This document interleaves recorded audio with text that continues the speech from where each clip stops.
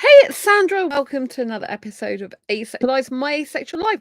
This is a place to be for education about asexuality. So subscribe and hit that bell icon right now. So, have you got grey areas? Are you an asexual person that doesn't fit into a tight little asexual box? Maybe you cross over with your identity or sub-identities.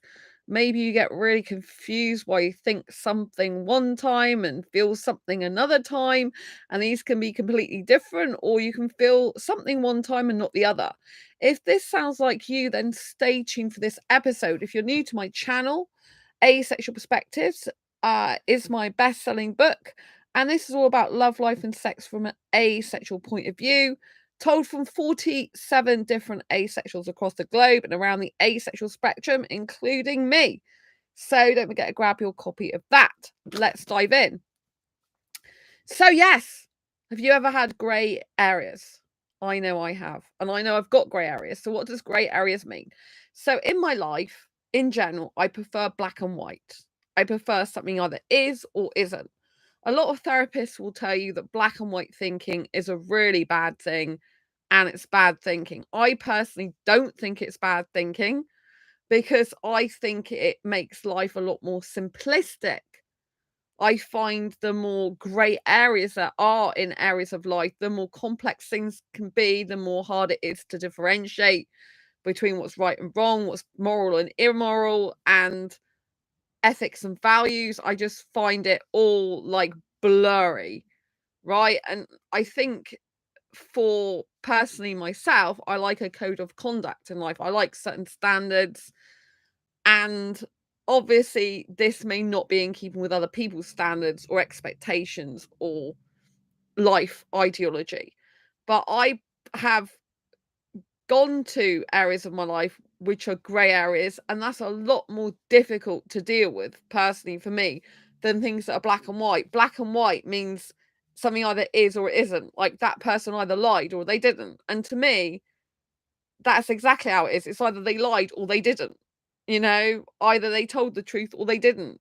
Yes or no. Not, oh, they didn't completely tell the truth. Okay. So, what does that mean?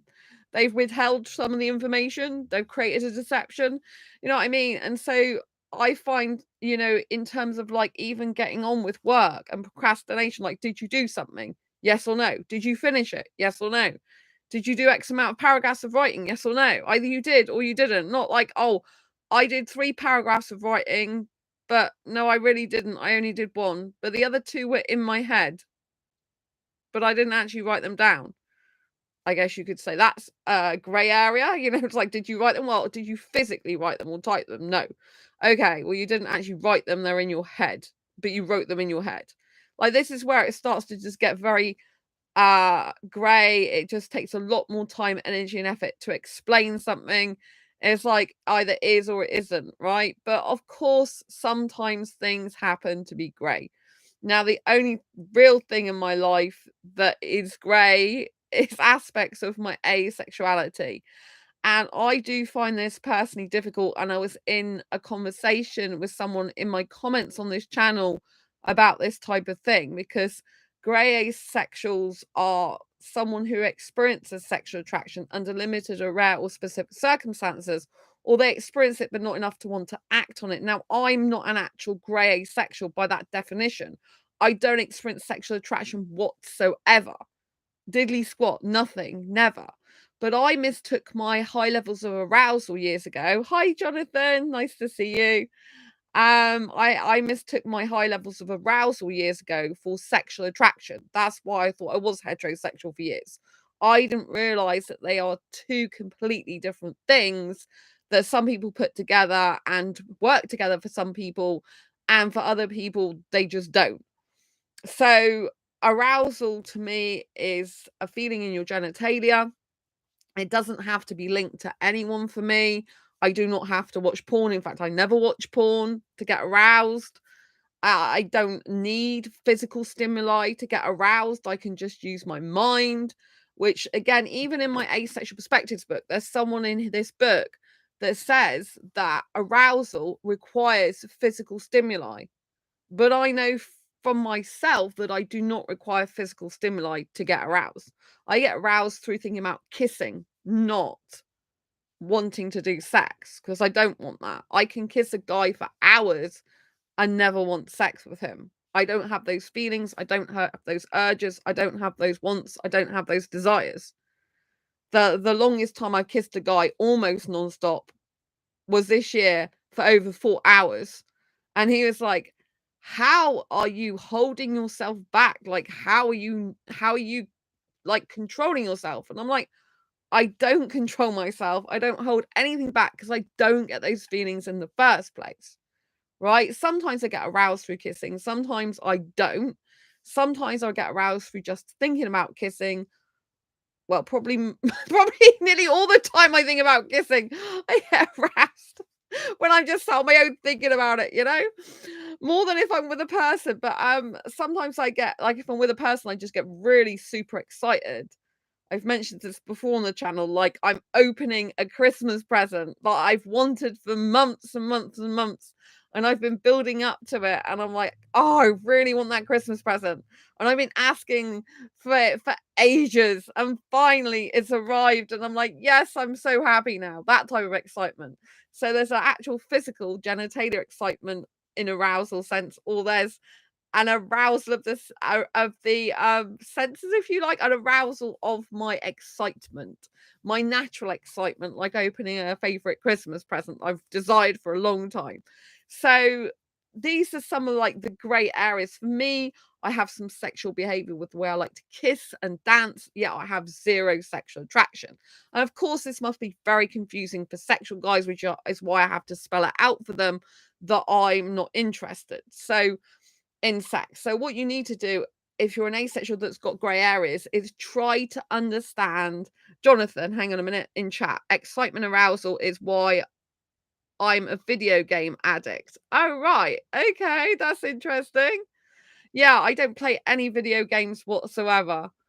So, yeah, but there are a lot of things that can be exciting that people do get addicted to because it's the dopamine, the serotonin that you're having when you're having a pleasurable experience, which can obviously be kissing without the sex. You can get a lot of pleasure. For me, the pleasure's all in the kissing.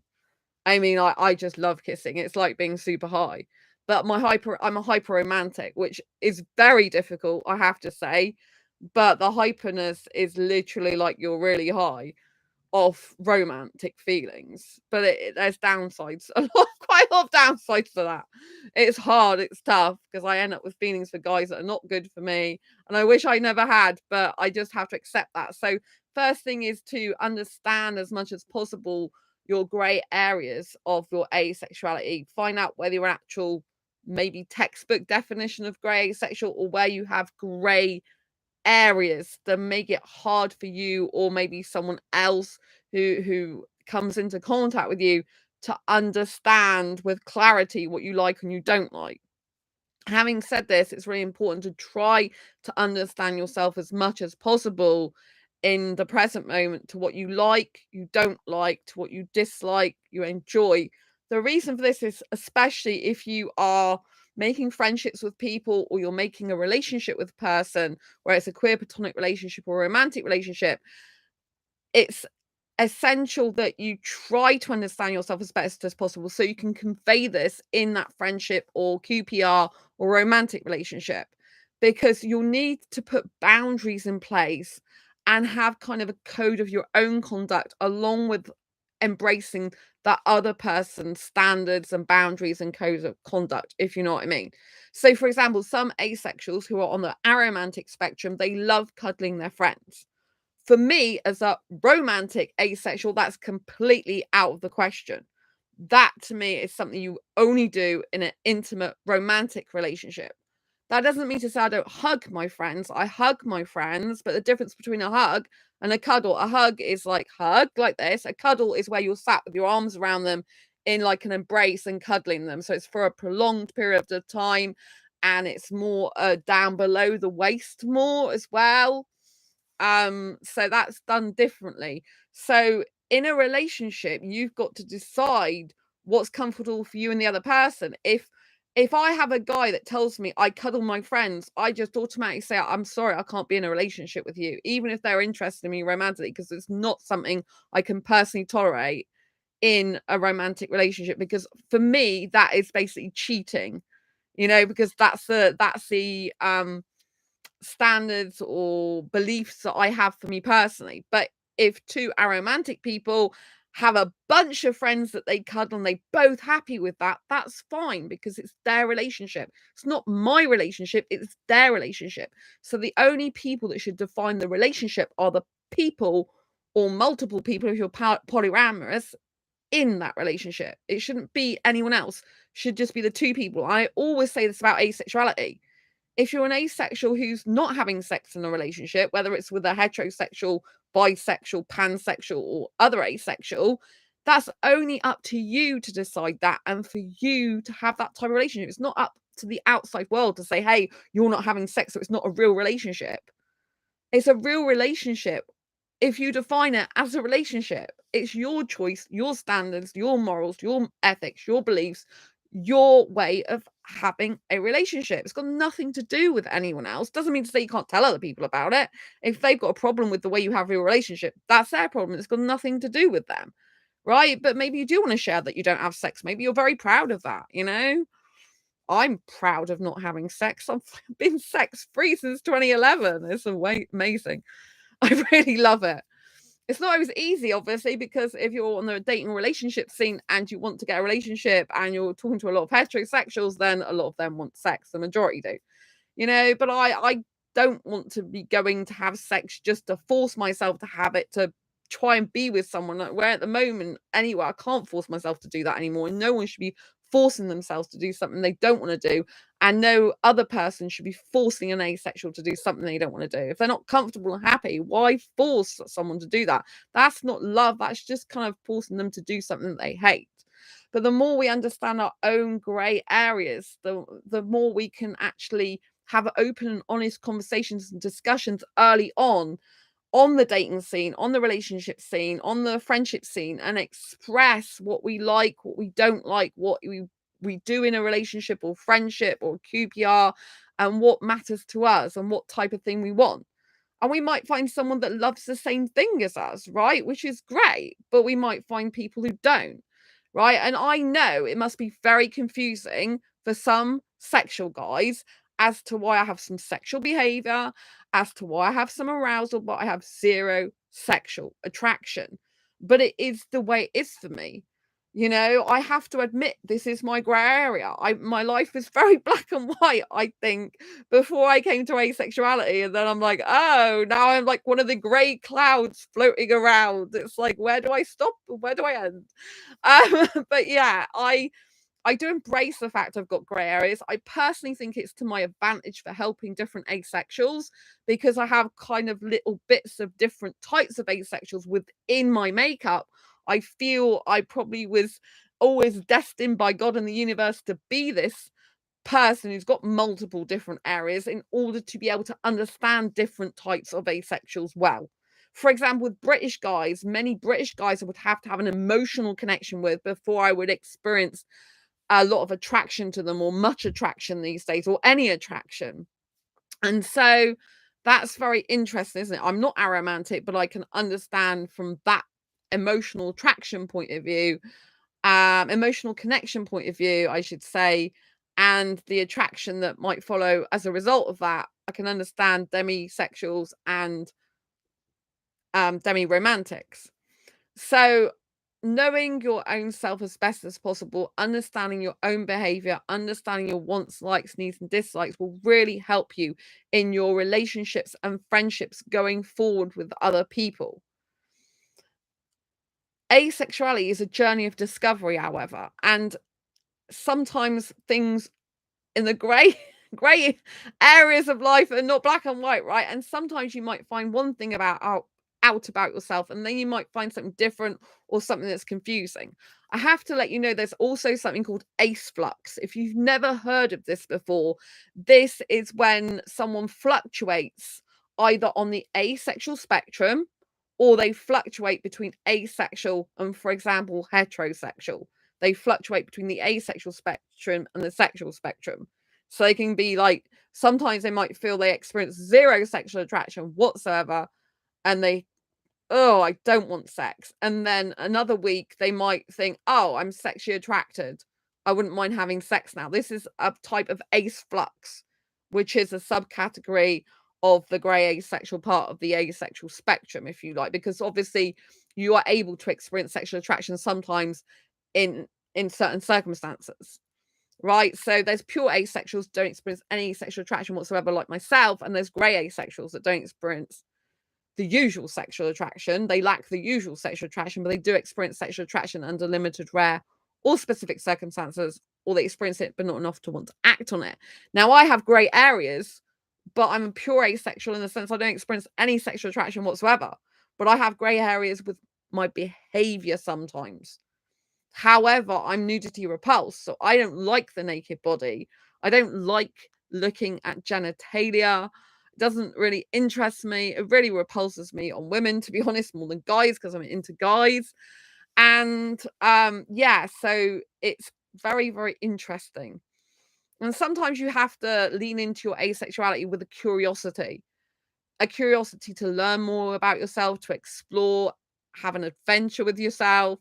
If you are entering a relationship with a sexual person, this is why and how it becomes a lot more important to know yourself. But I would discuss beforehand about your asexuality, how it affects you. And if you fluctuate on some things or you're not sure about some things, I would literally be very honest and spell it out to them. So you have a difficult time knowing this and that. If you get a loving, kind, caring person that's understanding, you might be able to do some experimentation with that person with safeguards for yourself. You know, as in, I am happy to try this sexual act. In fact, I'd like to, because I'm not sure where I'd like it or not. But if I decide afterwards I don't want to do this again with you, then I want you to be okay with that. Obviously, if they're not okay with that, they don't want you to use them as an experiment because they could see it as using them like a guinea pig, then, you know, you have to move on because you don't want to use anyone.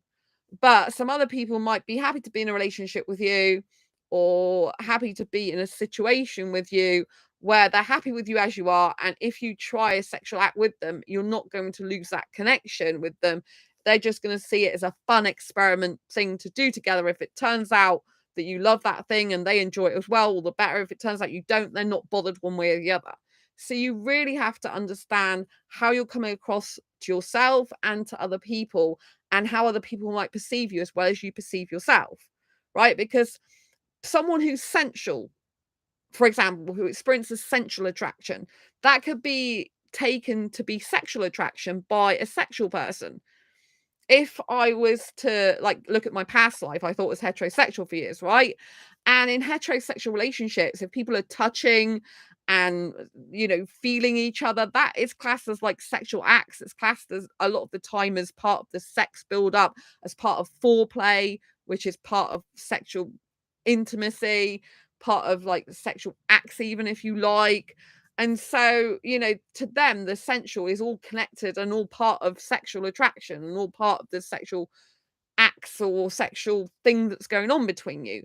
But as an asexual person, if you experience sensual attraction and not sexual attraction, if you're touching them, maybe you're massaging their shoulders, maybe you're sat on the back giving them a nice massage, you're loving the feel of their skin, you're loving of the closeness of their body to you in a sensual feeling type of, this feels beautiful or smells beautiful type of way, right? It's more of an aesthetic smell, you know, rather than oh, I want to get my hands on you because I'm really sexually excited and I can't wait to touch your body. You know what I mean? It's kind of like you're both doing the same type of thing. Maybe you're both giving each other massages, but you're both experience a different thing at the same time, even though you're both experiencing the same thing, if you know what I mean. But you've got different perspectives on it. You've got different feelings and emotions surrounding it. You've got different ideology.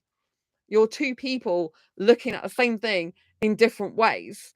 And so you have to understand it can be very confusing in sexual relationships and asexual sexual relationships when you're both thinking different things and you're experiencing the same thing or similar thing together, right?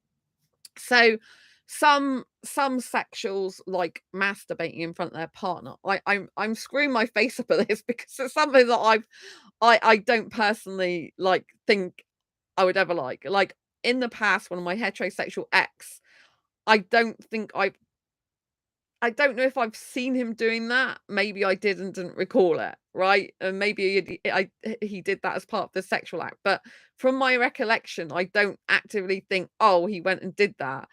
I think it was because back then when I was not sex repulsed and I didn't, well, I didn't mind. I'd rather not have had sex, but I didn't mind doing that. I was consensual, right? It was, I got on with it, right? So, so I was okay with it at the time, so long as it wasn't loads, which it wasn't.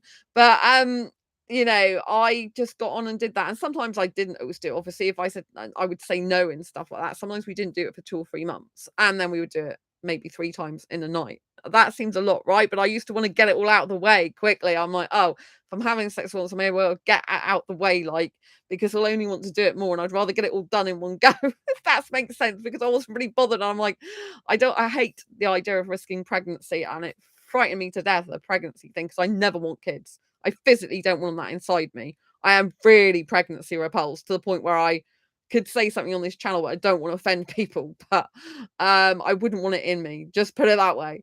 And yes, it's not good. But I'm glad that I never got pregnant, thank God. I used to be very paranoid when I was having sex about doing that, even though I was on the pill. I just was really like, I don't want that to ever happen. I mean, a lot of people don't think about that. Like a lot of heterosexuals don't think about pregnancy when they're having sex. They're literally after the pure pleasure and the feelings of it, and basically focusing on their genitalia more than what can happen as a result. Like got a friend from school, and she got pregnant at a very young age at 17, even though she was taking the pill. So nothing is guaranteed. These things happen. She's happy to have kids, but I've not wanted them for definite since I've been 15 years old. I've stuck to that, and I'm still like that now. I can still physically have kids as well. So, sex for me is very dangerous in that respect. And I'm like, no, I do not want that ever, because I get a lot of young guys who want sex with me, and I can't do that because I can't bring myself to do that anymore, because everything screams in my whole body and being like, you can't do that anymore. I just can't. Um, but like I know how to do that. I've had it before. It's not like I'm no good at it, but I just can't do it. I just can't bring myself to do that anymore. So for me, it's not something I like. And I'm nudity repulsed. I've always been nudity repulsed, but even more so since I found out I'm asexual. It's kind of like when you find out you're asexual and you don't have to do things you don't want to do. It's like, my God, I don't have to do this. I don't have to have sex. I don't have to do this sexual act. It's very freeing and liberating, but obviously then it comes with a whole host of problems and difficulties if you're trying to actually get intimacy without sex, because asexuals still love intimacy, right? And if you've got grey areas with intimacy, again, that needs to be discussed with the person you want to be intimate with. Like, where is your boundaries? Like, do you like stripping down completely? Or do you just like half the clothes off? Or do you like stripping down to just the underwear? I know some asexuals, they don't like full nudity, but they're all right. For example, a guy's okay to see a girl in bra and pants. He doesn't want to see her completely naked, but he'd like to see her skin and everything else, but her to have a bra and pants on. I know that is 100% beef. Oh, in chat, lots of love to you. I haven't seen you for ages. Nice to see you. And so, yeah, so you've got to think about what you like and what you don't like. Like, I'm very kind of like, I'm very kind of understanding myself a lot more now. But as I haven't been in a serious committed relationship for a very long time, a long-term serious committed relationship, I'm not talking about short-term here, I'm talking about long-term, it can be difficult because, like, if you get comfortable with a person and if you enjoy their company and if you get comfortable touching them, then you might feel that while you don't want to do anything more at the moment, then maybe down the line you might want to touch them a bit more. Once you're really comfortable, you're secure in that relationship, you might want to explore their body more. But again, you could have grey areas where sometimes you want to do something and sometimes you don't. And that's kind of where I fit in sometimes. Like in the past, when I was in heterosexual relationships with my long-term ex, even back then, sometimes I would back then I wouldn't mind being naked with him. And at other times I would mind like more about being naked with him. Sometimes I didn't mind him touching my breast. Other times I'm like, get off them. I don't want you doing that.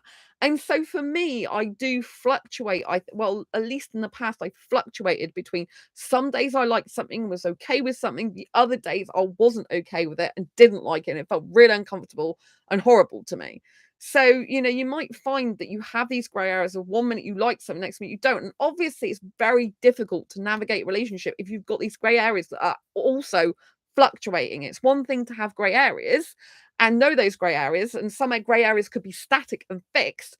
But if you've got fluctuating gray areas, ones where you like something one time, you don't like something another time, you like it maybe with this person, but you don't like it with that person, and you like it maybe I don't know, like at a certain time of the month, or you don't like it at a certain time of the month, or you like it like maybe you like doing sex in the dark and you're okay with that, or maybe you're okay with having sex in the dark, but you hate it if it's daylight, or maybe you like you like touching the upper body, but in other times you don't and it feels off to you. It can be very confusing. And we must breathe because that is a lot of grey areas to cover, isn't it? And sometimes it can just feel like, oh my God, this is a minefield. Why can I not just relax? Do you ever get that feeling? When you just feel so overwhelmed by all the grey areas you have, and you're like, oh, can I just relax and stop worrying? And I think that's the beauty of being single, actually. It's when you're single, rather than in a relationship, you can relax a bit more because you don't have that to worry about a lot of the time. You have your own self to worry about, as in trying to understand yourself, trying to come to terms with the fact you may fluctuate on certain things. But if you're dealing with another person as well in a relationship, that kind of puts more pressure on you. I think it's more overwhelming, I think, because you're having to try and explain yourself to someone else. And you have to be open and honest and explain things to them. They are not mind readers. Years ago, I used to think people were mind readers. Like, literally, if I was in a relationship, I'd be like, my boyfriend should know this about me. Like, when you do the hinting thing, I hate hinting. I do not like hinting these days. I'm like, if you got something to say it outright. Say it direct to me. I don't do hints. Hinting is just like, it's making, uh, it's making something complex, more complex than it needs to be. If you got something to say, just say it outright, right? I like direct speech. I like someone to say it outright. That doesn't mean to say you can't be careful with people's feelings. Jonathan, I definitely find my arousability towards certain stimuli fluctuates. That's very interesting. Yeah, I wondered if you got fluctuations. I think you said about some fluctuations earlier in comments, didn't you? Yeah, I it's like if I'm with certain type of guys, like if I'm really aesthetically attracted to a guy, it'll be a lot more. It would be like, say the guy is short, dark hair, clean shaven, foreign guy. That's my aesthetic type. And I'm kissing him a lot. And he's like 22 or something. I had that happen this year. I would be more likely to get aroused by that than if I was kissing someone older. But I did kiss someone older. It's like in their 30s, which is older than I would personally usually go for because I like really young guys. Well, not. Well, I'll rephrase that. I like guys who are 21 and up, not really young guys, as in like I'm not interested in teenage stuff. Live like a teenager, but I'm not interested in that. Just so you know, right? I will rephrase it to 21 and up. But by comparison to 30-year-olds, 21 is a lot younger, really young compared to 30, for example. That's what I meant. So I did kiss a guy in his 30s because I tried that out. It was very interesting. I kissed him for the longest, more than the 22-year-old. But I couldn't see myself in a long-term relationship with an older guy. And by older, I mean a guy that's older than the age I would usually go for, right? And so, yeah, I could see like kisses is okay, and I obviously enjoyed the kissing, and he was clean shaven and stuff, but I could tell he was older. So, you've got to work out what's good for you, what feels right for you, and you've got to just accept yourself for who you are. And sometimes that can be really difficult if you struggle with yourself, if you struggle. Because I know I had the talk with Jonathan. Jonathan likes things black and white, and I do like things black and white. I like something to be like this way or that way. And I do like things to be able to like kind of compartmentalize something in the sense that I like things in its place. I find it orderly and organized and tidy in the sense of if something's like this person lied or they didn't lie, This person walked through the door or they didn't walk through the door. This person bought this item or they didn't buy this item. You know what I mean? This person likes sex or they don't like sex. This person likes touching or they don't like touching. Of course, sometimes in certain situations, I don't mind some touching and some things, and other times I'd be like, no. So it can be very difficult if your thinking has been a certain way and then you're having to change it, realizing you've actually got grey areas yourself. I think it stretches us as people. I think it allows us to be a bit more probably humble towards other people. It allows us to be a bit more flexible in our thinking towards other people.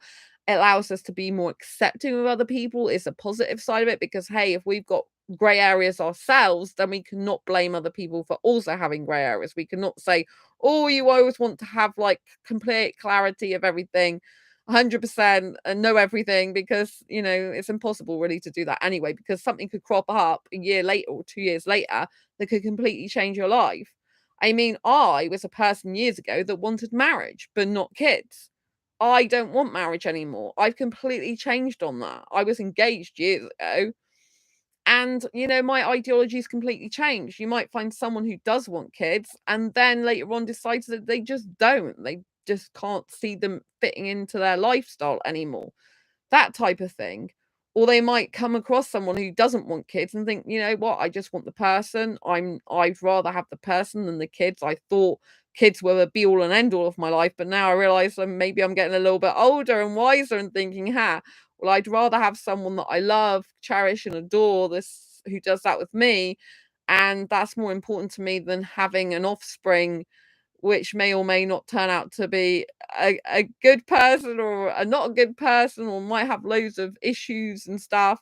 I'd rather be with someone who I know and fulfill my own happiness than putting another being into the world, right? Like some people have the ideology that, oh, you've got to have kids, you've got to keep the species alive. There's enough people having kids, right, to keep the species alive. You don't need to worry about that. And some people, they just believe that, oh, I'm born to just give birth. Like that's their ultimate destiny. If some people believe that and that's what they want to do, then fair play to them. I personally think there's a lot more to life. But, my own mum, her two wishes was to be a housewife and to have a child. And both those wishes came true. To me, that I'm the complete opposite. I love my mum implicitly, and she got a wish and she loves doing that, and so I'm glad that she got a wish and she's happy with her life. Like that is great. But to me, I'm like, oh my god, I can't think of anything worse. Like not having me, I can't say that it's worse. I think having kids is not good because I'm not into that, right? And being pregnant, and it's just like, obviously she had me. If she didn't have me, then I won't be able to help you. So I'm really happy that she made that decision and that was what she wanted in her life. And her dream came true. And I'm here to help you make your asexual dreams come true and live your best asexual life, right? But like to be a housewife, I'm like, oh my god, I cringe at that so much. I'm the opposite. I'm like, a guy can cook, clean, and wash up after himself. I'm not interested. I'm really not. Like, I just totally am the opposite to my mum, but I love her to bits. So yeah, so you've got to understand that sometimes when people come from certain families, there's this thing that there's a lot of things online that say, oh, if you go choose a relationship, you're going to want someone like your mum or someone like your dad. And I'm thinking that's the opposite to me, like it can be the opposite. Like you decide you want the opposite of that, and that's not for you, and that's not the life you want. And I think it's different with different cultures as well because of societal expectations. Like in some countries, they're forbidden to have sex until marriage. But then if they come over to the UK, you find out that they have lots of sex or they want lots of sex because they're repressed and suppressing those feelings in that country. Whereas asexuals, by and large, if they lack sexual attraction completely, pure asexuals, they don't want any sex at all, right? They don't get the need, urge, or want for it. Right? And so you can find some people who may come to you and say, I haven't had sex, I've never had sex in my life. And then you think, oh, that's great. But it doesn't mean to say they don't want sex at some point in the future of their life, right? So they might be okay to be with you for a year or whatever, or less than that, and they not have sex because they're not used to having it. But at some point, a lot of them will still want sex in the future.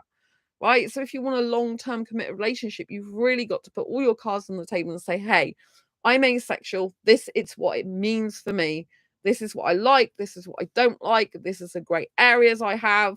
These are things I would like to experiment with. These are things that I'm not experimenting with. These are things I know about myself. And you've got to get someone who's really understanding, not someone who tries to twist your words. Because, of course, if you say, well, I like this one time, but I don't like it another, they could say, well, if you can do it one time, then you can do it more times, can't you? Why is that any different? I don't get it. And they can start being horrible. So you've got to get someone who's not going to be facetious or narcissistic and who's not going to use your words and twist them against you.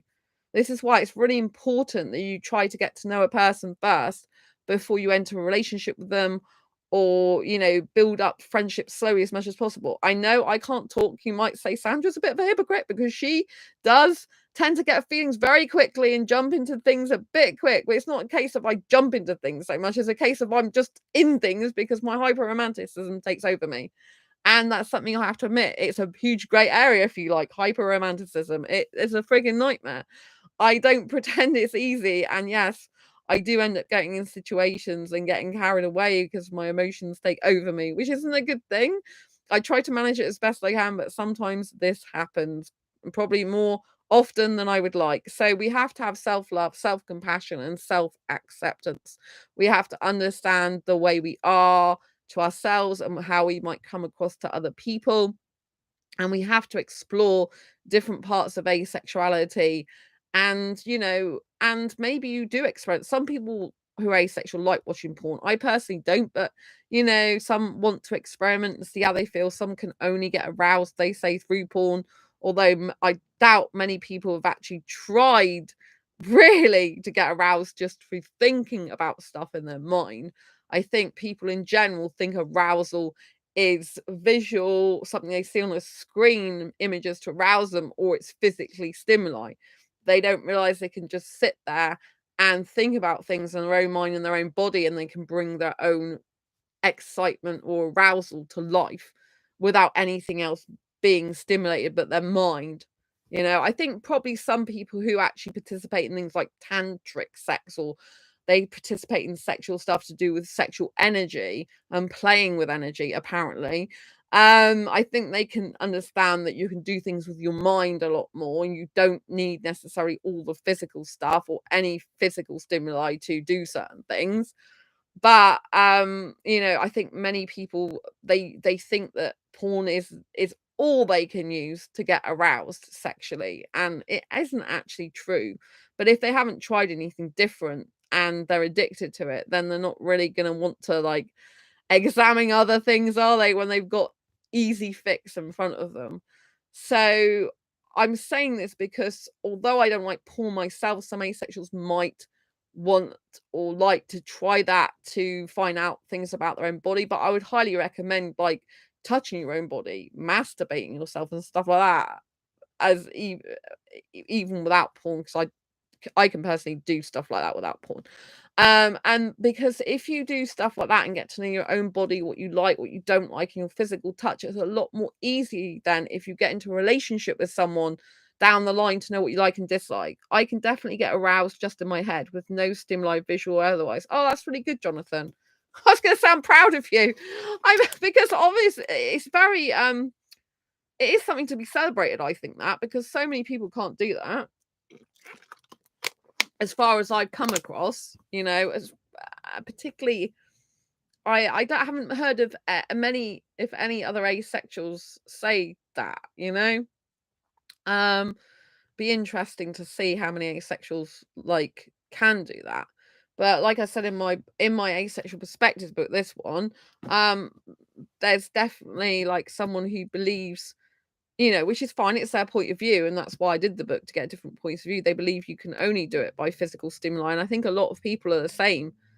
And a lot of people, like heterosexuals, for example, they think they need porn. But, some heterosexuals, they can masturbate just by thinking about the person they're in a relationship with without any need for porn. So it does prove that even they can actually get aroused without, obviously they're still having the physical stimuli of that touching themselves, but they can, they can think of the person that they're attracted to, like their partner. It doesn't have to be a porn person, and they can masturbate to that and get aroused. So they don't actually need porn to do that. I think, personally for me, I don't like, like I don't like porn. If I had was in a relationship with a guy and he was masturbating himself, I'd much rather he be thinking about me if I was in a relationship with him than some other woman in porn. Even though it might sound weird, because it's like, oh, you agree with him. I don't have a problem with the guy masturbating, right? If he's in if it's a heterosexual guy or whatever guy, and he's in a relationship with me, I don't mind him doing that with himself. What I mind personally is if he's doing that to porn and watching other women, because to me that's like cheating. And I've looked in forums like Quora, and there's quite a lot of heterosexual women that would also feel that's cheating. So it's not just because I'm asexual that I feel like that. There's quite a lot of heterosexual women that also feel the same. And that's why porn often ruins relationships, because they feel like they've got a husband or partner who's cheating on them, And I wish more and more people would just understand they don't actually need porn to pleasure themselves, and you know what I mean? I mean, you don't have to masturbate at all. I didn't do that for years. I was grossed out by the whole idea. It's only since I've discovered I'm asexual that I tried that, you know? It's really weird, isn't it? For years, I didn't know I was asexual, never did anything like that. The whole thing would gross me out and repulse me personally, and I'm like, "Oh, I don't want to do that." And my ex used to masturbate me, and I used to be, like, fine with that. I used to like it. I used to think and enjoy that much more than sex and kissing. I like him just doing that and kissing me was my ideal scenario. And I'm like, why can't you just do that rather than us have sex? I'm much more interested in this, right? And he was very good at that. So I was like, oh, he can do that for me. And, even now, my ideology is a bit strange on that. It's a grey area for me because, like, I think it's better to do that for myself in the sense that I don't want another guy touching me. But I know in the past that I preferred my ex-boyfriend, who was my boyfriend at the time, to do that for me.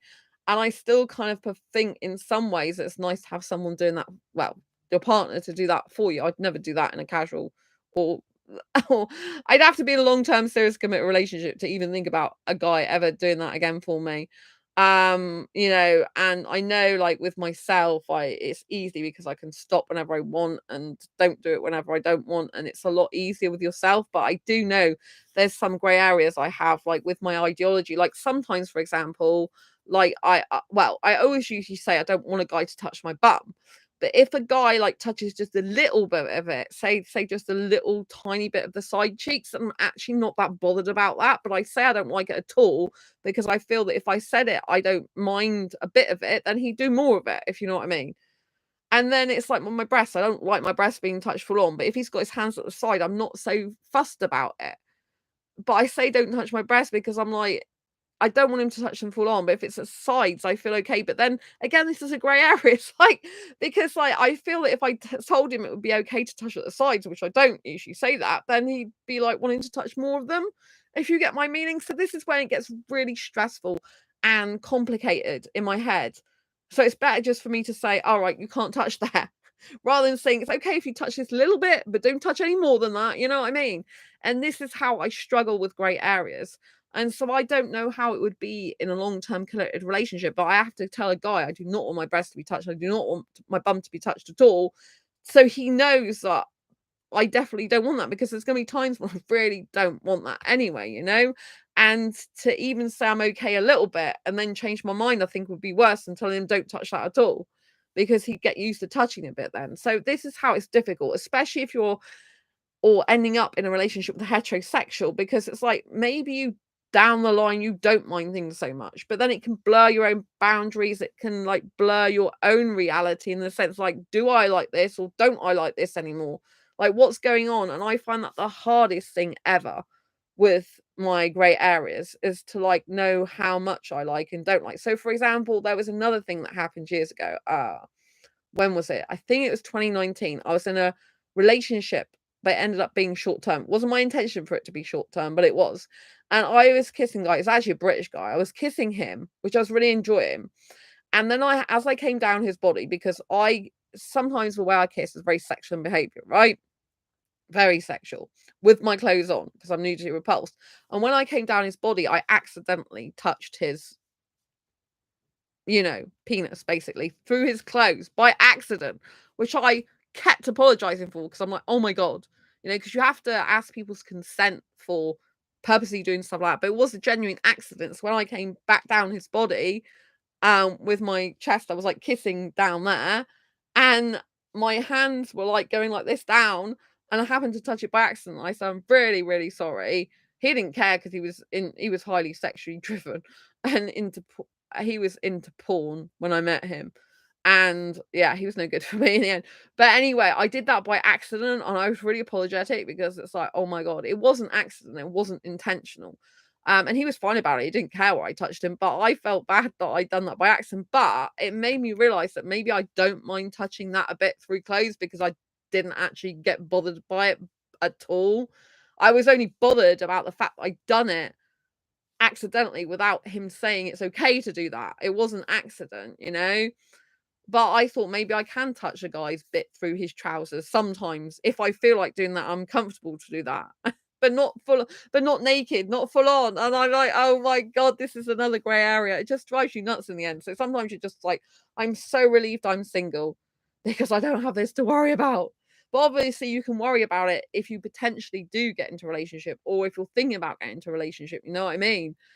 And so it can like be because I'm still on dating apps. At the moment I'm taking a break from Facebook dating again. It's just too much. And I'm wondering to take a break from Badoo as well because I'm on there, but it's like I just really need to focus on my other stuff at the moment, not dating and relationships really right now, not in the sense of actively pursuing that at the moment because I got my Blue Talks, Oxford University talk to prepare for next month. Well, prepare for now for next month. It's like just under a month to go now. 24th of September. It's the 23rd of October. I'm doing that. So yeah, I'll still be in Oxford though on the 24th. So, I think it's a good idea to just try to learn about yourself as much as possible. Give yourself some comforting words that no, you're not alone. There are other people with grey areas who really do understand the frustrations, difficulties, and feelings of one time being okay with something, next time and not having complete clarity over every single part of your asexual identity or life, not having complete clarity over what you like and don't like in a relationship or friendship or QPR. There are other people that understand your struggles, so you aren't alone. And I know it can be really difficult, right? I find it difficult. I don't find being asexual difficult in the sense I really love being asexual. I find it difficult to be a hyper romantic. That is one of my huge difficulties in my life when I'm making connections with people because I tend to get attracted to my friends. Most of my friends are guys. I'm only attracted romantically to guys and aesthetic and blah, blah, blah. All the up to 8 attractions usually. And I don't have 8 attractions for all of them. I have different attractions for different ones usually. And it just drives me nuts. Like, I don't want to be attracted to all my friends. It just makes life really complex and complicated. And oh my God. But I am a very feeling person. I'm an ESFJ, extrovert, sensing, feeling, judging. So I am actually a feeling personality type. And with my hyperromanticism, it's like romance, but times 10. Like, it's just like probably even more than that. It's just like goes into overdrive and it's very hard, and then if you combine that with grey areas of the way you like to kiss and the way you dance, which is sexual behavior for me, serious sexual attraction. If you combine that with the fact I'm nudity repulsed, love kissing with my clothes on, and find the guy's body more attractive with the clothes on in general, and the fact that I do have like sexual behavior with the clothes on, it's kind of like difficult, It's like, oh my God, it's a lot of mixture of things together, a lot of concoctions of things. And it's kind of like putting jigsaw puzzle pieces together that don't quite fit. It feels like, they fit a little bit, but they don't quite fit completely. And it's like you've got a missing, maybe not missing piece as such, but missing little pieces, maybe little bits of chop themselves off. I don't know how to say this. It sounds really rude. Chop themselves off in the process of your life. And so they don't quite fit anymore. You've got little gaps in that jigsaw, but remember, it's still beautiful. Even if you've got lots of different tiny pieces, it's still beautiful because it means you're very unique and different, made up of lots of little tiny pieces that don't quite fit in anywhere, but are very unique because they don't fit anywhere completely. Exactly. I definitely relate to the idea of a jigsaw puzzle almost solved, but sometimes running into the pieces being a different shape. Yeah, thank you, Jonathan. Yeah, it is like that. It's like they don't it's like you've like, you know, when you got the jigsaw pieces and you got, like, the little ends, it's almost like the little ends have been chopped off and they leave little holes in the jigsaw puzzle. I would say pinpricks, but they're bigger than that. They're like a pinhead, aren't they? Or bigger than a pinhead, you know? Maybe a nail head. Yeah, and so, yeah, it's kind of like there's a bit of holes in there. Which, you know, it's difficult then because obviously you don't want to think, oh, I'm not whole. You're still a whole person, but you're a whole person with little different nooks and crannies and holes in them that form their own shapes, if you know what I mean. Because even behind a jigsaw puzzle, you've usually got it somewhere, haven't you? Like on a table. So you've still got some base and foundation. So you're not completely made of holes, but it's just that the actual pieces of those puzzles don't 100% fit together. But you've still got a base, you've still got a foundation, you've still got a life. And if you think about it, you know, there'll never be another you. It makes you so unique because in jigsaw puzzles, they're generic, aren't they? Like they've got, well, they might be a limited edition, but you might have 2,000 of them, right? Whereas there's only one of you. And where there might be a lot of people that you're not suitable for, there's going to be some people that do love your uniqueness in that way. And the fact that you have different qualities about you. I think it's a lot harder being honest about getting a relationship or dating scenario. If you want that, I think it's good to try and be happy being single whilst also knowing that we are worthy of having love. We're worthy of having a relationship that we desire. We're worthy of having the you know, the companionship and the connection we want with people. And there are thousands of people in the world, all with their own different nuances. I mean, there is quite a lot of asexuals in a group, for example, on Facebook that do partake in BDSM stuff, a lot of which they don't actually do the sex, you know, the sexual intercourse with, but they do other BDSM stuff like dress up, maybe have handcuffs and stuff like that, maybe into spanking or whatever.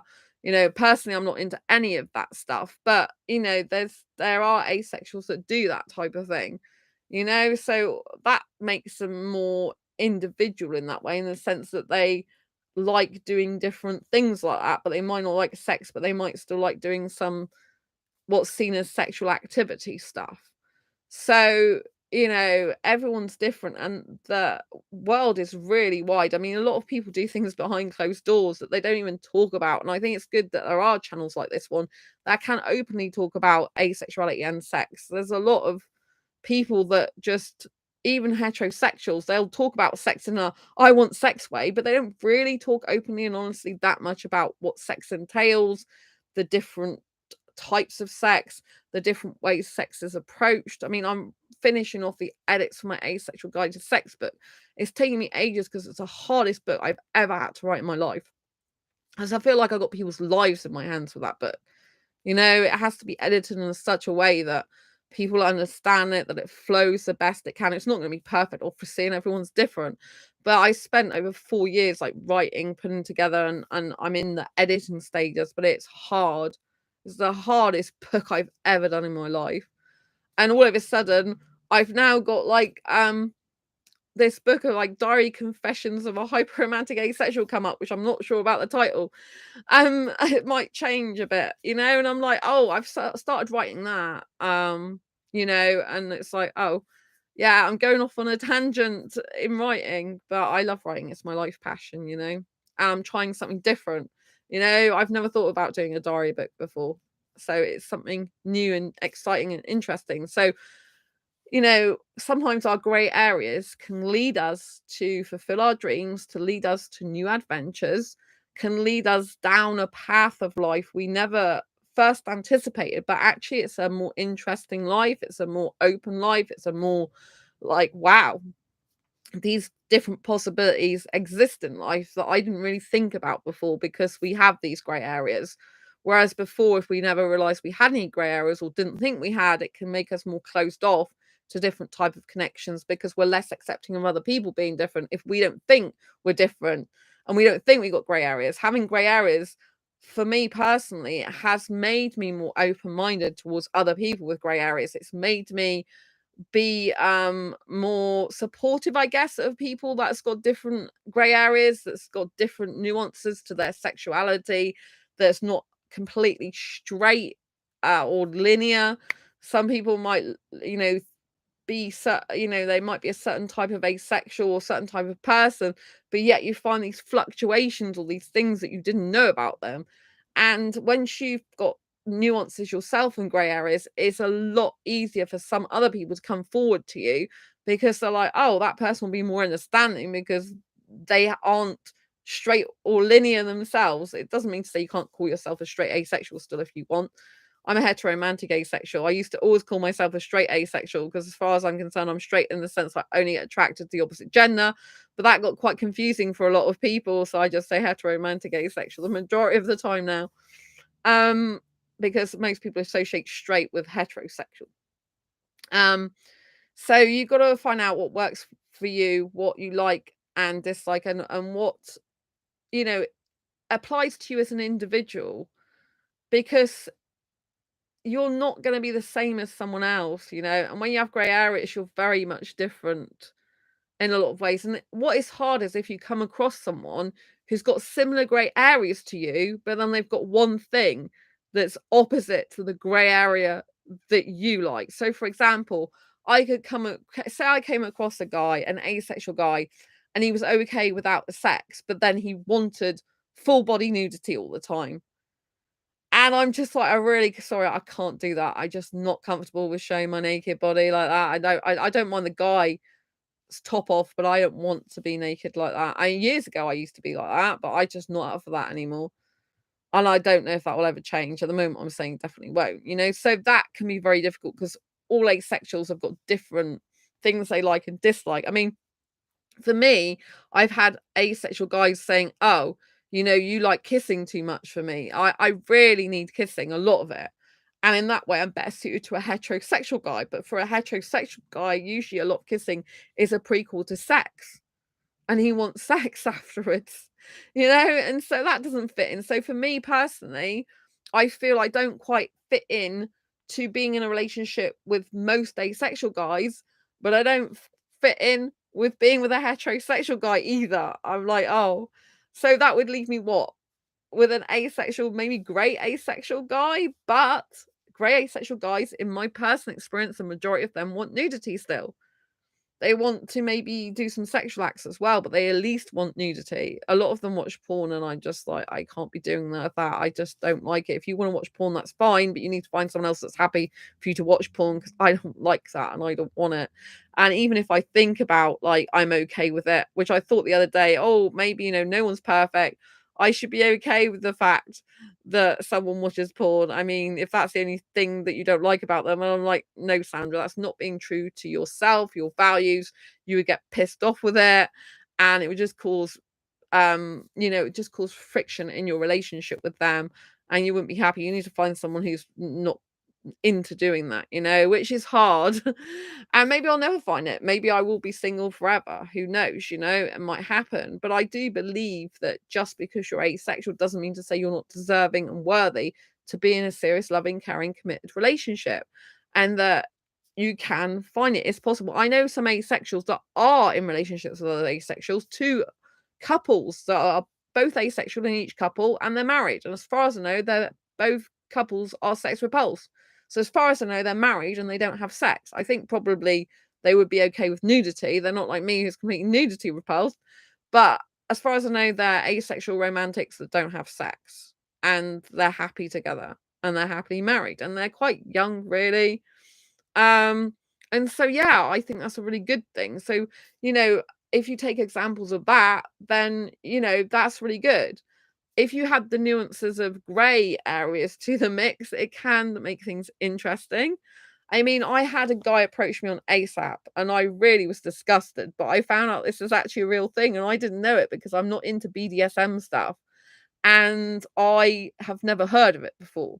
I do have a friend, however, that is into BDSM stuff, believe it or not. So even though I'm dead against it myself personally, I still have a friend who's a very dear friend who is into that.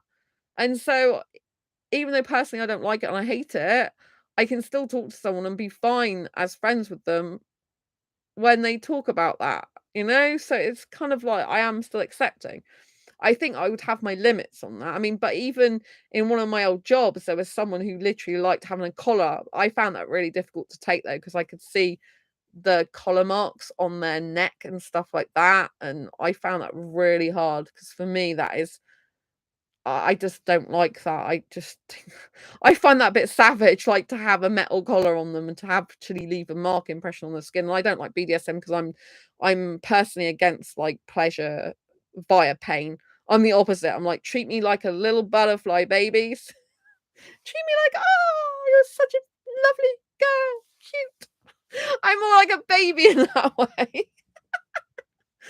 But anyway, I digress. Yes, so I think it's harder when you have grey areas, and it does make life a lot more interesting though. So, yeah, I think if you have people that are different to you, it's okay if you can work it out with them and you can if you need to compromise that you're happy and comfortable with that, but you can't compromise yourself so that you feel uncomfortable to the point of abuse or where you don't feel like yourself anymore. And for me, it's harder because like my grey area, I don't like nudity. I love kissing for hours. I have sexual behavior, which I like actually sometimes, and some other times I'm too sexual for myself, and I'm like, oh my god, I want to run away and cuddle my cuddly toys. Like sometimes that's how it feels. Like I'm like, if I'm really aroused, for example, I'm like, oh my God, this is just too much. I can't cope with this much arousal. I'm getting better at coping with my own arousal, but sometimes I'm just like, I just want to cuddle my cuddly toys, which my cuddly toys are over there. So I'm like a little kid in that way. I quite like that about myself. I think it's cute. But also like so anyway, I was going back to this conversation, wasn't I? Because I said that someone contacted me on ASAP and asked me about a certain time relationship. It was to do with BDSM. And so it was clothed female, naked male. So CFNM relationship. I'd never heard of this before in my life. So I was horrified because to me that was just disgusting because it came across to me as a highly sexual. I can't really get away from the fact in my head that BDSM to me means sexual. I've tried, I've had other guys who like a dominant woman. I'm definitely not submissive, but I just feel I couldn't be fully dominant like that because I don't want to go around hurting people, and I feel that it would be too much to be dominant. I'm certainly not a submissive person, but I'm not dominant as in dominatrix type of person. I don't think I possess those skills, and I don't feel it's something I want to learn. I mean, I have gone down the route of looking a bit into like, so what do these dominatrix do then? Because I kept getting asexual guys who like wanted a dominatrix as well at one point. I'm like, what the hell? I'm like, oh my god, you're attracted to me because I'm a strong, powerful woman, girl, whatever you want. I call myself girl most of the time. Businesswoman, girl, rest of the time. And so, yeah, I just looked at it and I'm like, my God, what is this clothed female, naked male all about? And I didn't know about it. And I'm Googling it. It wasn't much on Google at all. I found one article about it that time. So I spoke to my friend and told them, and they're like, oh, well, that's like normal in the BDSM world. I'm like, really? They said, yeah, for some people, that's what they do. And I'm like, what? And so they're explaining it to me. And then since recently, actually, I thought I'll have a look on Quora because I know everyone talks about stuff on Quora. And like, sure it was, they were talking about it there. And I'm like, oh my Lord. And so apparently it's when the female is fully clothed, right? Because I like to keep my clothes on when kissing. But when the male is completely naked, but I'm not interested in seeing the male genitalia. So for me, that still wouldn't work because it's like, I don't want to be sat with the guy completely naked with his penis showing and stuff. I'm not interested in that. So if the only scenario I'd like is if a guy has his top off, I'm fine. And, he could even just put his boxer shorts on, although that is a bit more risky for me. But, and me being close. But I just don't like the idea of these fetishes and BDSM stuff, I prefer them to like that type of thing just because they like it rather than it's a fetish or some BDSM thing. It just really puts me off. I think in Sandra, well, what if someone has a kissing fetish and they just love kissing so much? Would you accept that then? And I just don't like the word fetish. It really eats me up inside. I'm like, oh, I hate that word. You know, when a word really triggers you and you don't really know why, because it's not like I've had anything bad happen to me with the word fetishes involved. You know, I haven't had some weird thing happening. My long-term heterosexual ex was not into any of BDSM stuff or fetishes, and neither was any of my other exes, as far as I know. They probably watched porn, I think, but some of them did, like, for definite. I know that. But you know, I've never ever in all my past relationships ever come across like any of them liking any BDSM stuff or talking about any of this type of thing. And I just don't like the word fetish. It just really grates on me. And I'm like, yeah.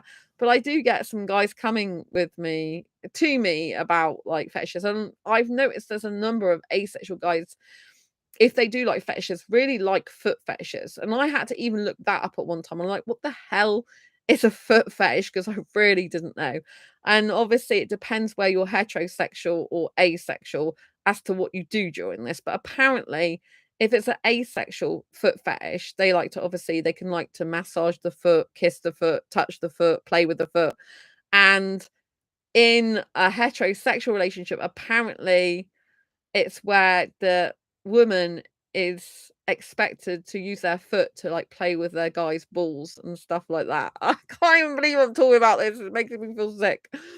Yes, so it's more of a sexual thing where the woman puts her foot in the guy's genitalia and plays with it. And I'm like, yes, I'd rather have the guy who's got the foot fetish who's asexual, but I just find it weird. To me, fetish, in my mind, it conjures up the word fiend, and like I'm like, "Arr, arr." I don't know, it conjures up like weird images like that. I just like, you know, maybe I'll get over that one day. Maybe I'll decide to change my mind on that one day. But at the moment, I'm like, oh my God. And I know people who got fetishes. They're still nice people. It's just that I personally don't like it. Jonathan, I also have a fetish just involving myself alone, but not one I'm willing to disclose though. Oh, okay. That's fine. Yeah, I mean, there are some people I know who are cross dressers. So there's guys I know that dress in female clothing. I know a few guys like that. Obviously, I don't reveal their identities, but I know a few like they're cross dressers. Some identify as trans, but not necessarily to the world they identify as trans. Some identify as gender fluid, although others don't, and some just identify, you know, some just do cross dressing in their own personal time. So I've been sent pictures in the past of guys that look like a woman because they've dressed like a woman. You know, they're cross dressers rather than gender changing, if you know what I mean. And they've sent me pictures of them, and I'm like, as a guy, I might be attracted to them, but as soon as they dress up like a woman, they wear more makeup than I ever do. 'Cause you might notice the majority of the time I don't wear any makeup on my streams. And I don't feel I need it. I don't have this thing where I've got to make myself look beautiful with makeup. I don't have that. I think I'm beautiful enough in my own right. For me, if, you know, I like myself. So, you know, and I think it's not good for the skin to put too much makeup on anyway. So yeah, I don't do that. But yeah, I've had photographs sent to me, and they're full on like look like a woman, and they got so much makeup on and the wig and all the clothes, and I'm like, my God, you look much more sexual as a woman. Sometimes, like, because some asexual guys, they look more sexual as a woman than they would do as their asexual male portrayal that they usually have in everyday life, if you know what I mean. So it's quite interesting. And sometimes guys can find it very empowering to dress up as a woman because it's like they're not quite themselves. They're like a different person. They can feel more confident like that. I do know an asexual guy. I don't even know if he's friends with me anymore on Facebook for a long time ago. And he's Indian, and he actually used to cross dress as a female openly in India. I mean, I thought, wow, he is so brave. And I'm so proud when I see Indian guys that are living their own best lives, regardless of their society and conditional cultural thinking, you know, and what's expected of them, you know, because I saw him in pictures dressed as a woman, you know, on his Facebook page. He was open about it. So yeah, I was feeling really proud of him. Like he did say, oh, if I come to the UK, we'll have to go out and he'll be dressed as a woman and look more like a woman than I will in the sense of all the makeup and the clothes and the earrings. I'm like, oh my God. I have some male traits and I'm fine with that. I like it. But I'm very much a woman and a girl at the same time, you know? So yes, it comes in quite handy sometimes. And so, yeah, I think you gotta like understand your own nuances and how you could fit them into a relationship. Like it might be that you come across someone and maybe the timing is wrong. Maybe you come across someone and the things that you like and they like, they don't actually match up. But you should never try and change the person. You should never think, oh, I'm going to get into a relationship with a person to try and change them or to try and make them be something they're not or get them to do something or idealize a certain situation with them that they can't actually live up to and they're not actually that person. So you always have to accept someone for who they are. And if they're not suitable for you in this moment, then you need to part ways, right? It's only if sometimes in certain circumstances, if one of the people or both the people change down the line, then maybe it is right for them to be in a relationship years later. You might find that you come across people who weren't, like they met and then 10 years later they bumped into each other again and they realized that actually now they're both in a headspace and place in their life where they are suitable to be together because both of them have changed in some way, and so it can happen, but you should never ever be with someone or stay with someone in the hope that they may change. Jonathan, I've also tried cross-dressing, just a dress. Makeup is far too much effort though, laugh out loud. Although I considered that more of a gender experimentation thing. Yeah. So the people that I know who've done that, I think the majority of that was gender experimentation. That's how it started off, and I think for some of them they stayed actually wanting to be a woman. Some are, like I said, some of them are like gender fluid or trans, or they would like to be their female self, but they don't actually want to fully transition with all the operation and parts, if you know what I mean. So yeah, it's kind of a bit complicated for them. I think it's great areas, I guess. I wondered if you tried cross-dressing. It's quite a lot of people that I come across that have tried that and they feel they can't share it with anyone. But I'm like, you know, I have not tried to dress as a guy, but I used to think as a kid that'd be easier if I was a guy. Because I just think it's easier. And because I do, overall I prefer guys to girls to get on with. Like for me personally, overall, there's some nice asexuals that do watch this channel. There's a lady called Heather, and she's a really lovely person. I don't know her in person, but she always watches this channel a lot, and she comes across as a really nice, caring person, So there are people who I do know in the asexual community that seem really nice female people, and there are some entrepreneur people that I do like as well. But overall, in general, I much more prefer guys. I get on better with guys. I'm used to being around guys, talking to guys. The majority of time, guys are just in my life every day. They're the ones I talk to the most. And so yeah, I'm just used to talking to guys. I like male energy. Even if I get on really well with a female, it's usually because they have some masculine energy about them. Jonathan, very much relate, but the other way around. Oh, that you've got female traits and that you thought about being female when you were younger. Yeah, I've never wanted to. Well, I've never thought about actually trying to be a guy, but I did think it'd be a lot easier if I was. But you think it'd be easier to be a woman, do you? That's pretty interesting. I don't find it easier to be a woman. I meant in regards to who I hang around with. Ah, right, okay. So you mostly hang around with women. That's very interesting. Yeah, I just find I got bullied at school, but women were the worst bullies, like much worse than guys. It was horrible for me. And I just mostly haven't had good experiences with women throughout the majority of my life. Overall, I find I see a lot of women that are manipulative actually, unfortunately, and that aren't good. On mostly want to anyway. My career is completely male dominated, which is annoying. Oh, yeah, I used to be in a male dominated career. I used to be in fitted furniture. So I used to sell beds and things like that. And when I was a bed manager, I managed a concession, which was a bed company. That was mostly male managers the majority of the time. I moved to another furniture company and it's predominantly at one point mostly women. But the bed company, when I was a manager, that was quite like, it's very male dominated. So that can be a bit hard. Not all guys are good guys. I mean, for me personally, being in a relationship with guys, not been successful overall at all. But being in friends with the guys, or communication or connection with guys, and having them as my source of talk and stimuli, if you like, for most of my life, they tend to be better as friends. But as soon as a romantic relationship or any type of dating stuff, then a lot of the time it's like, no, they're no good. So it's really weird. That is, it's like, how can I think they're so good in terms of friends and being there for me as friends and communication and connection, but when it comes to a relationship, it's like, no, they're really not good guys. So that's very bizarre, isn't it? But yeah.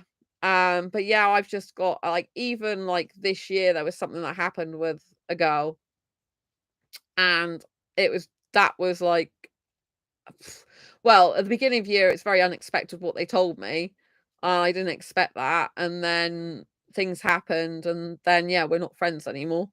But that's the first girl I've got close to since whenever I can remember, since 2012. I got a best female friend, but she left to go to Turkey to move with her partner, so we don't we don't interact that much anymore. Like, she occasionally does a video call with me, but that's like, I've had 2 video calls with her this year, you know what I mean? So that's quite hard. We'll always have like a bond, but obviously I don't usually hear from her. So that was 2012. I've known her since. And yeah, there was another girl who I got quite close to, which was unusual for me. And then, yeah, that didn't end well. And I'm like thinking, oh well, you could argue it ended well because we parted ways and it was the best thing for me long term, but and probably best thing for her long term. But you know what I mean? It wasn't where I expected it, but they'd already made their mind up at the beginning of the year that it probably wasn't, they probably weren't gonna carry on talking to me when they moved, which, like, my other friends moved to Turkey, but she doesn't keep in contact much, but it's just weird. So anyway, that was the end of that. But I haven't really, apart from my friend I've known in Turkey for a long, I knew her in the UK for a long time before she moved to Turkey.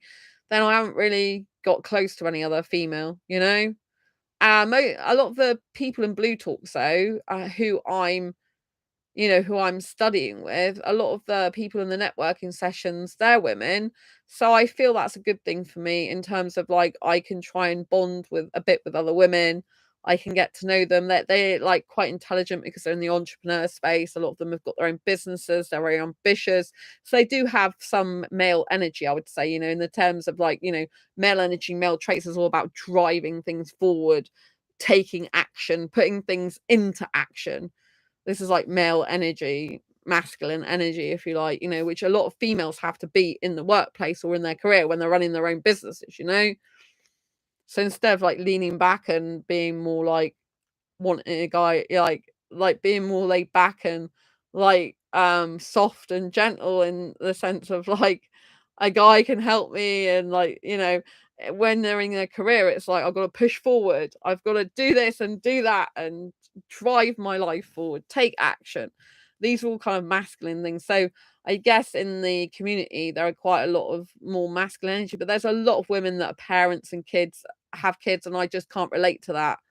I mean, I am just like, what does Jonathan say? Oh yeah, you said, I've already said that your career is male dominated, but I mean, if it's like male dominated and you get on better with women, that's really hard for you. Sometimes men can be very cool in jobs as well. Sometimes, it's not always good, but I tend to have more problems with women in jobs even than guys. The majority of the time, I think, I had less problems with guys maybe overall.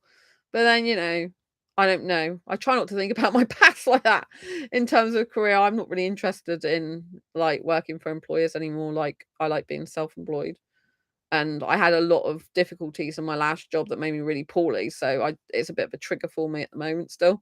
But I got CPTSD because of that. It wasn't good. So yeah, but I think when you've got grey areas, it can affect different aspects of your life. It can even affect your work and stuff, you know what I mean? I mean, some asexuals might be okay with some sexual innuendo. They might not think anything of it, and other asexuals might be like, "Oh my god," like, why do they have to use sexual connotations? Why do they have to use sexual, not sexual energy? Because obviously, if they've got sexual energy, they can't really help that. Why do they have to use sexual innuendos? Why they have to make sexual remarks?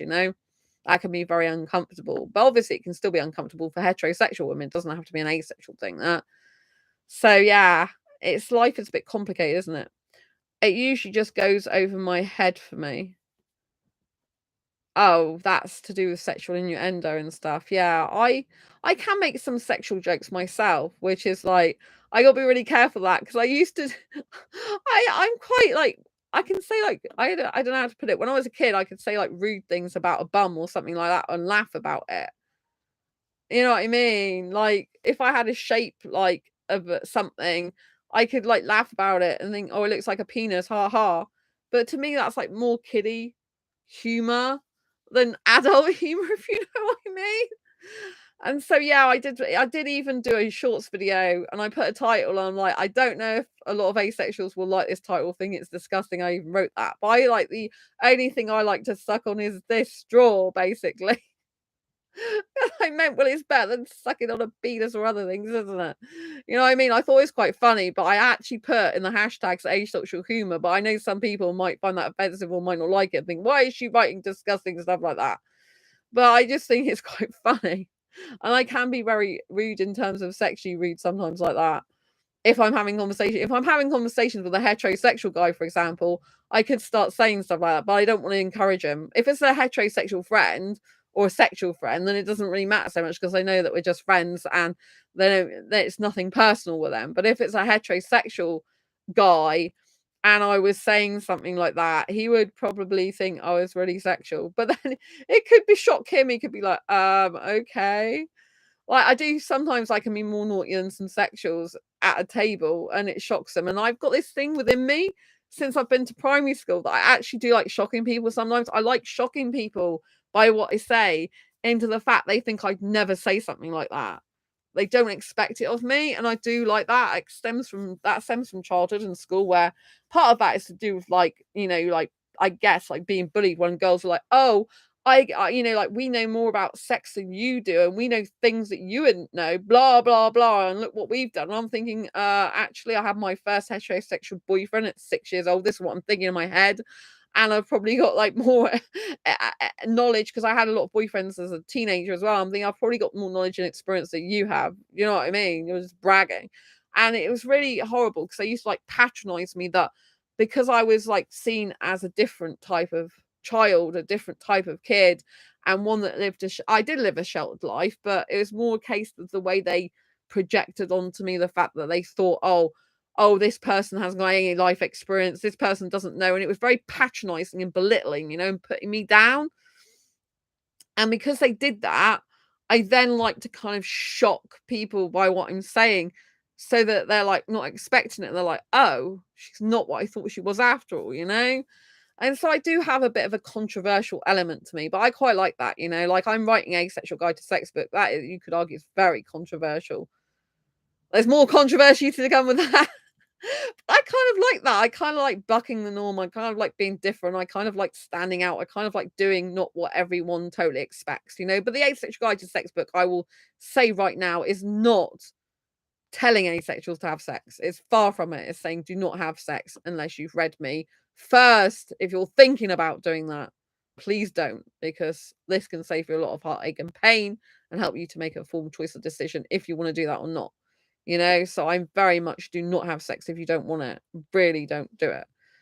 But I only wrote the book because aromantic asexual asked me in a private Facebook message, like, Sandra, what would I do if I wanted to have sex? Like, I wanted to try it. And I'm like, oh, I didn't actually think that might be a thing.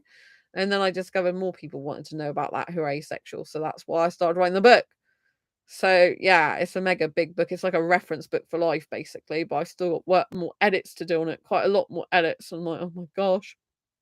So yeah, in that book, actually, that chapter I'm editing is talking about grey areas. That's why I thought it was really interesting, because that's a chapter I've just like kind of, well, I've just like within that chapter, I've just like kind of finished that paragraph edit.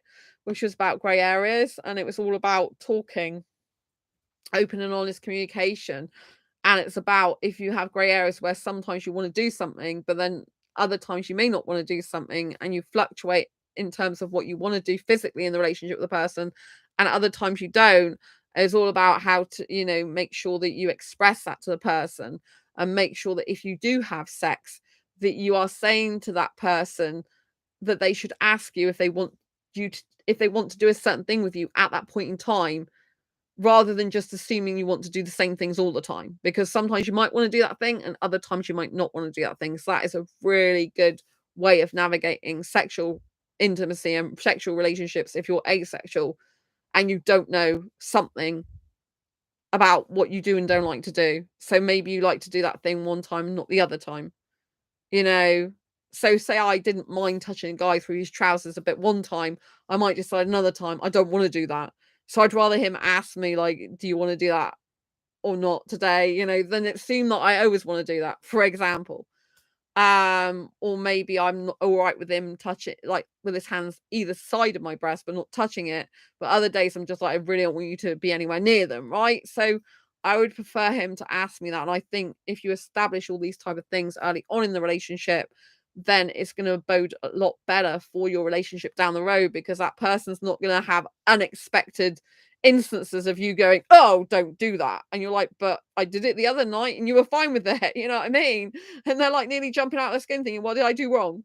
And you're like, but like, you didn't ask me. Like, today I don't like doing it. But most people who say they're like doing something, you there's a kind of unspoken word when you're having a sexual relationship that you want that done again. Once you've consented to it once, it's kind of like unspoken that you want to do that again, whenever the situation arises in that type of context. So it might be that you're in the lead up to sex that normally you like your partner masturbating you, for example. But if you've got grey areas and you like to do some things one time and not the other, you might not want him to touch you. You might just want the kissing, or maybe you do want the masturbation, but you decide you don't want sex that day because, maybe you've had 3 days in a row, or you've had, I don't know, 3 weeks of sex. I don't know. I don't even want to think about 3 days in a row of sex. But say you had sex like 3 times a week for 3 weeks, and you were okay with the foreplay and stuff. And then all of a sudden you decide, I'm really not into that, and I just want to kiss. I don't even want sex, right? And they might think, oh, well, I'm used to doing this certain type of thing. I'm used to touching you in a certain way. And for me, that always leads to sex. So I didn't know you felt any differently. Or maybe you like to do the foreplay and you don't want sex and you just want it to end in foreplay. You'd need to express that to the person, that I just want to do that today. And hopefully they would ask you about, and should ask you, like, do you want to have sex now? Like, it's normal for a person to usually say, you're okay to have sex now, but sometimes you don't. Sometimes, like, they'll put a condom on the pillow or something in preparation for sex and all this type of thing. I talk about these things in my Asexual Guide to Sex book, and so you've really got to understand the person you're with. They've got to understand you. They've got to understand your nuances. And a lot of this will only come with time. But if you'll get into a new relationship with a sexual person, you've really got to lay all these things out to begin with, if you know them about yourself. Like, if you know for definite you like something all the time, you're like, oh, I'm happy for you to kiss me all the time. Usually that would be me. It's like, yeah, you can kiss me going around the supermarket. You can kiss me in the high street. You can kiss me going into a theme park, Zero Aquarium. You can kiss me whenever you want, pretty much. Pretty much, like, but, like, if I was doing a presentation, like I'm doing a Blue Talks thing at Oxford University, you can't just come up and stop my talk and kiss me then. That would be inappropriate. And I wouldn't be able to do it however much I love kissing you. But you know what I mean? There's always kind of certain stipulations, isn't there? But in general, you will come hopefully to know and understand each other, because even sexuals can have like nuances and things like that. Sexuals obviously can have fetishes. Some sexuals, they don't actually like penetrative sex. Again, it's more rarer, but some don't. They're not actually asexual. They still have the sexual urges. They still have the desire for sex, but they don't like the penetration. So I've come across one guy on one of the sites that was on the sites, which predominantly very much sexually driven, really sexually driven. Someone's like, why are you on here when there's sites for sexuals? Like, get off it. Like, but anyway, this guy I came across, he was too old for me anyway, really. But he started talking to me and said that he's penetration repulsed, even though he's heterosexual. And so again, that's a grey area for him. So just because you're coming into contact with someone who's not asexual doesn't mean to say that other people of other sexualities, including heterosexuals, don't have grey areas, because some of them do. Obviously, some of them do cross-dress. You can get heterosexual guys that do have sex with guys, even though they're not gay. I find my head very difficult to wrap around that one, to be honest. Like, I really do. But apparently some heterosexual guys, they just need the sex, and there happens to be a sexual guy near them, and they just decide to have sex with their other heterosexual guy, but they say they're not gay, right? I find that very difficult to believe, but I have to understand that that's what some of them say. I've had one of the heterosexual guys I dated in the past said that, so I'm presuming he might have done that before. It sounds like he has, or he's had friends at least that have done that before. Although when I met him, he hadn't really got any friends, so I don't know where that came from. But as far as I know, apart from his mother, which I would question his relationship with his mother, to be honest, but there you go. Because they usually share a hotel bedroom together, and he was older than me in birth certificate when I met him. He was 42. This is going back quite a few years ago now, 2017, I think it was. But he looks younger than that. But he was foreign, clean shaven. But yeah, he was highly full of sex. Like, he was highly sexually driven. And it was no good. He ended up being a psycho. I mean, a real psychopath with a blade in a nightclub that I went to, and they confiscated it. I've done a video about that in the past. I'm not going to go into it now. But yes, I had to end the it wasn't a relationship. I had to end dating him. But like, he did in the end say, oh, well, it was like a real relationship, even though it wasn't. But anyway, that was the end of him, so thank God. I actually seen him once since then as well. He's a very strange individual, shall we say. But yes, he thinks everyone should have implants in their brain, and basically let us be like robots, from what I could gather. Implant in the brain, let the implant do everything, a bit like AI. I mean, obviously it's going to happen with some people that people have AI implants in their brain, but I think he thinks those type of people should rule the world. I think even what asexual defines as sexual attraction could be a giant range of things, not enough talk on what people mean, as in the sequence of steps when they find someone sexually attractive. I mean, it's not really defined by heterosexuals, is it, sexual attraction? I mean, I define it as basically, if you're sexually attracted to someone, you get the need, urge, or want for partnered sexual intercourse. That can be with one person or multiple people or different people at different times. So that's what sexual attraction is, as far as I know and understand it. Even though I don't experience sexual attraction, I was with heterosexuals for years of my life. And the only difference between me and them in terms of feelings is mine's arousal in the genitalia that doesn't make me think in my brain, God, I want sex now. Whereas theirs is a like compulsion and thing in their brain, whereas like they get the need, urge, and want, and it's geared towards that person. It's like, oh, or they could experience sexual desire. So I talk about sexual desire, arousal, and sexual attraction in this book to split them all up, to define them. 47 different asexuals. Well, myself and 46, I ask, right? So, this book's available on Amazon. It's a bestseller now, by the way, if you want to get a copy. And basically, sexual arousal is a feeling of your in your genitalia, which can be linked to sexual attraction, sexual desire, or not, right? It can just be in and of itself without being with anything else. Sexual desire is a desire for sex itself. Now, I do know there are a few asexuals that I've come across that do desire sex itself, which would be obviously be on the more grey end of the asexual spectrum, but they don't have a specific person they want to do it with because they're not sexually attracted to someone.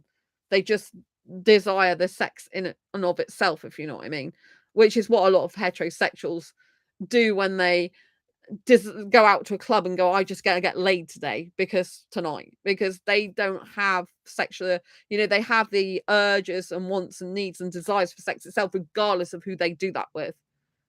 So that's sexual desire. And then sexual attraction is where you're attracted towards a specific person and want to have sex. It springs in your mind like, God, I'd want to have sex with that person right now. I don't get that.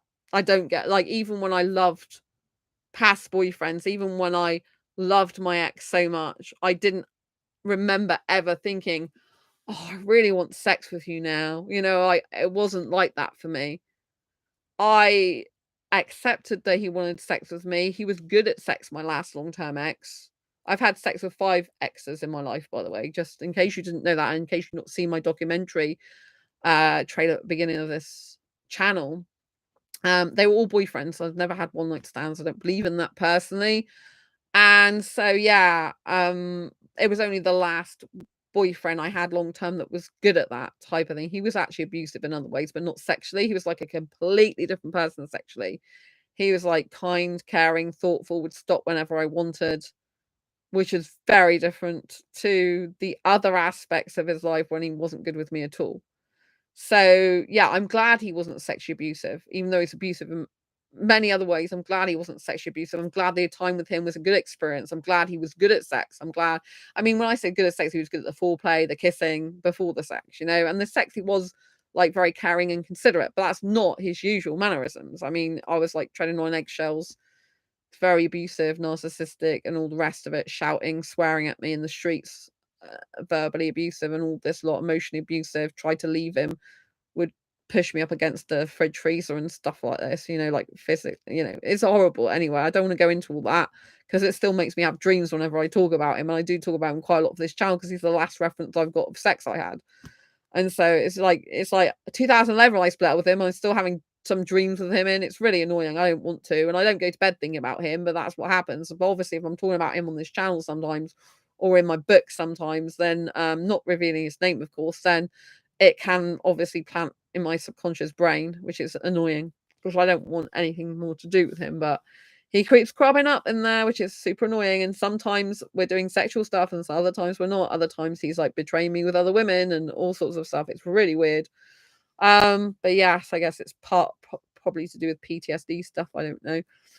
But yeah, I haven't really found a solution for it yet. It's been since 2011. It's like, wow, it's a long time. It might be because, like I said, I've never had another long-term relationship since him, so I haven't really got anything to go over that, I guess, or replace that or whatever. But another thing I did like was I used to kiss a lot with him, and I don't miss him at all, but I really miss the type of relationship with kissing involved a lot. So that was one good thing about the situation, if I'm obviously looking at it objectively as much as possible, if you can do that.